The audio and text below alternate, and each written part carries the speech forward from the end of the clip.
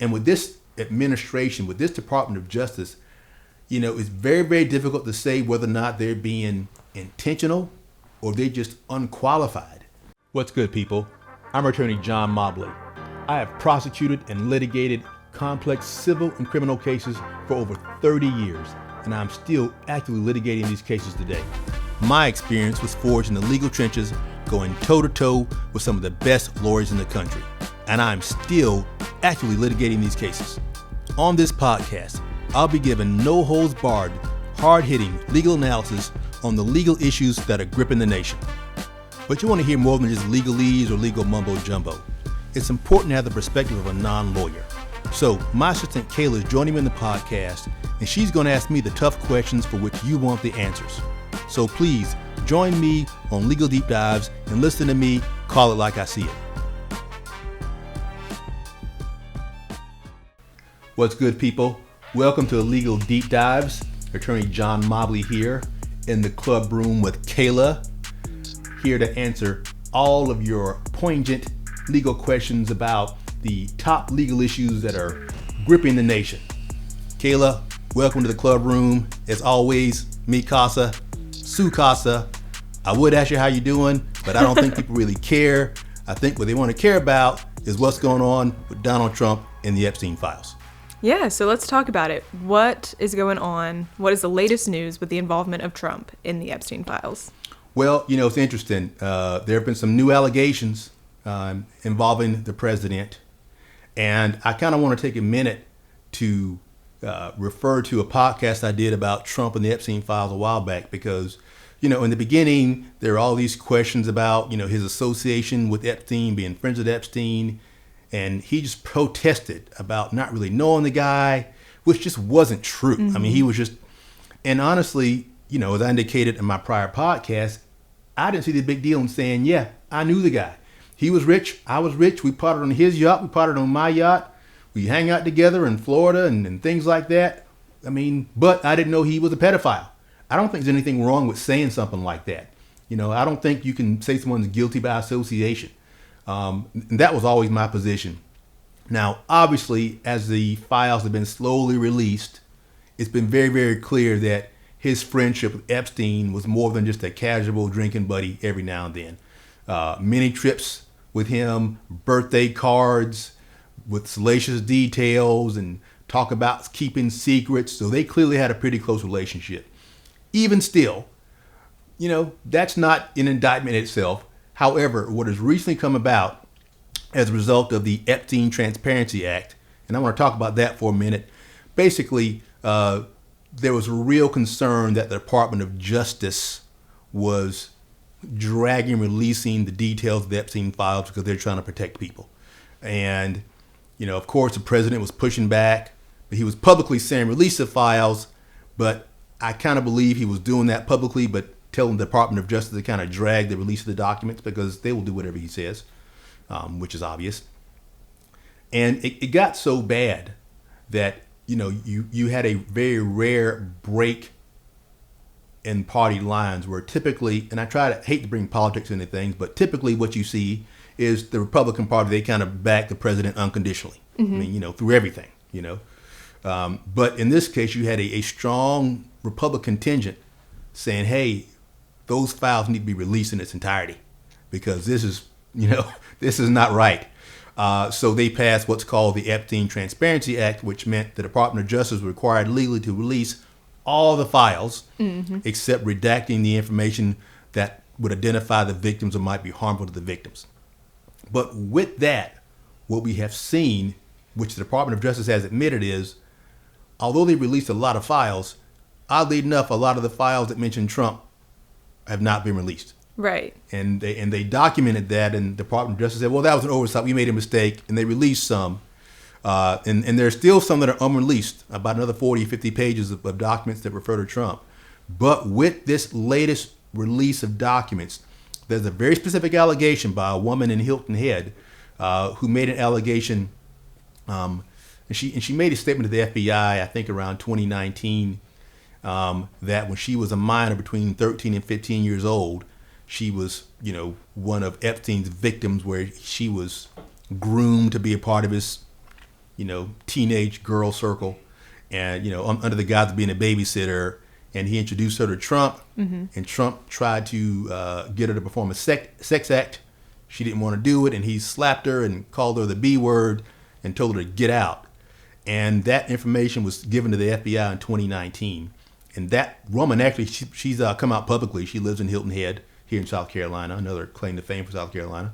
And so that is the latest, that there's been a very specific allegation that our president sexually assaulted a minor while he was with Epstein. So that's what's going on right now. Yeah, and like you said, he was pushing for it publicly. He's mentioned in the files hundreds, thousands, tens of thousands of times. What is the difference between just being mentioned in the files versus actually being accused? What power does being mentioned in the files have over these allegations? Well, in different contexts, in the public context, just being mentioned has brought the downfall of many public executives. I think they're all getting canceled. They're resigning as a result of their association. They're getting fired. Although there's no mention of them being involved in specific criminal activity, their association with him has hurt them professionally. Now, in a court of law, guilty by association really doesn't, is not a thing. They may try to prosecute somebody, but there's got to be some evidence of criminal wrongdoing. So up until now, the difference is the president has just been recently, just been mentioned, but there's been no allegation of specific criminal activity or inappropriate activity. Well, now there's a very specific allegation, and that changes everything regarding the nature of his association with Epstein. Is there a chance he could be prosecuted? No. A couple different things. You actually might find this interesting, but there's no clear definitive law that says a president cannot be prosecuted for crimes outside the scope of his official duties. Now, there's a law that says while the president's in office, he can't be prosecuted for conduct involving his official authority. But there's no real law that says that a president can or cannot be prosecuted while he's in office for conduct outside of his presidential, scope or authority. However, the Department of Justice does have and has had a long-standing policy saying they will not prosecute a sitting president under any circumstances.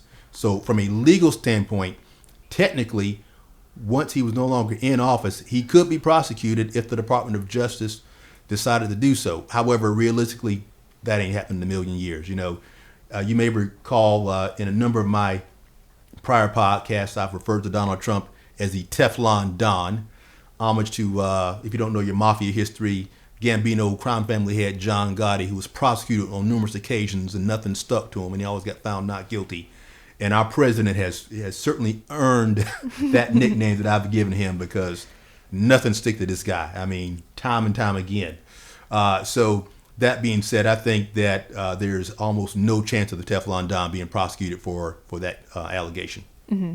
And so going back to what you said on the redactions, I've seen a bunch of people very upset about how victims' faces or victims' names would have been left out of the redaction. You would be able to see their faces, see their names, but every single celebrity, politician, predator, I would hate to say predator, but the ones doing these horrible acts to these children, women, everything like that, were all covered up. There's no misplacement on where the emails were coming from.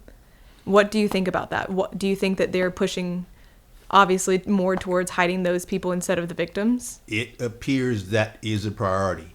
In most jurisdictions, including our state, most media publications, print media, news media, local, state, national, when there are cases involving sexual assault allegations, they do not identify the names or the faces of the victim unless the victim, or the alleged victim rather, consents. Okay, and typically most alleged victims don't. That's a deterrent to coming forward. However, it's definitely a problem that in this case the Department of Justice made that mistake. You call it I don't know if it's a mistake. I don't know if it's just slack and unprofessional and not knowing, but a number of victims have had their names and their photos released to the public, which should not have happened. And of course, what you have are a lot of people, the famous rich people that were mentioned, they're protecting their reputation, their identity, and that that is just, I hate to use simple words, but just wrong or bad on so many levels. You don't, and with this administration, with this Department of Justice, it's very, very difficult to say whether or not they're being intentional or they're just unqualified.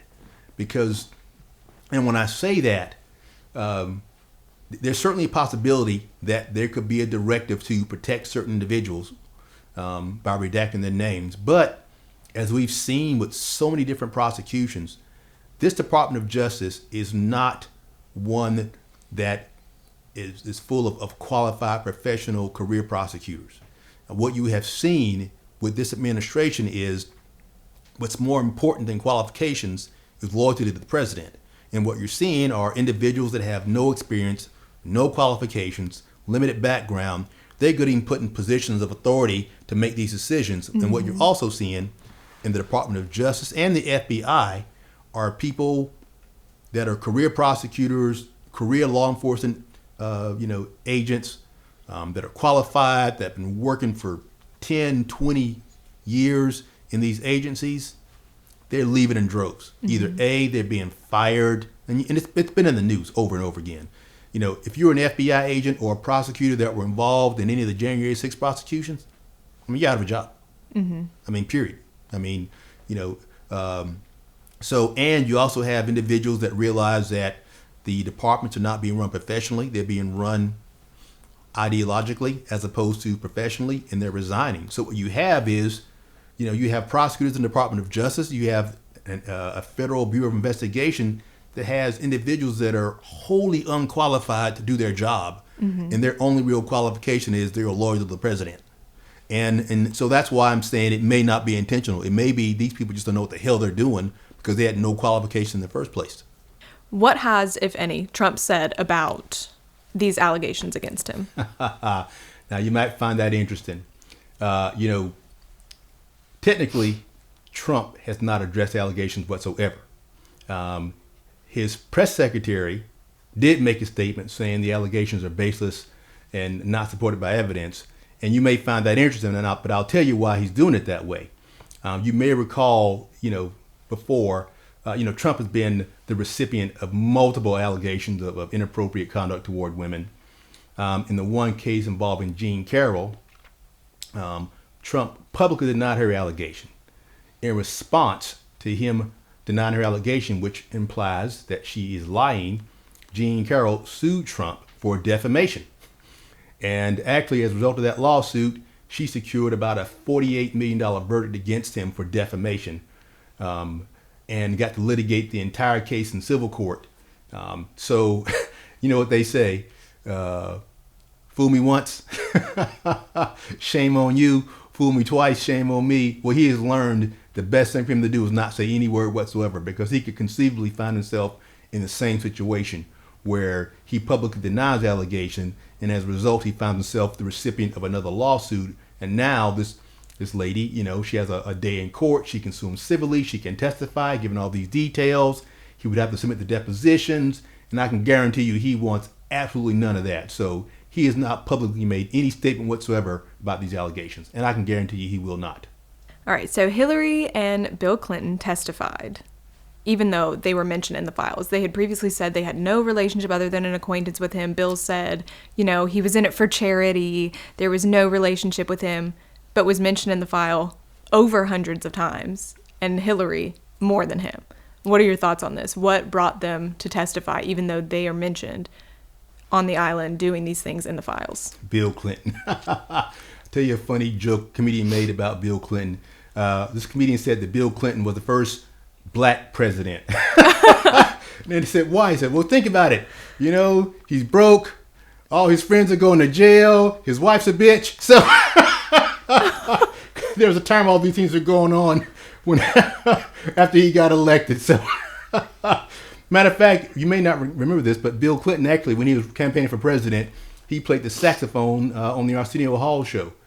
He did a great job of reaching out to a different audience and voter pool. So, but yes, the Clintons were mentioned in the Epstein files on numerous occasions, particularly Bill.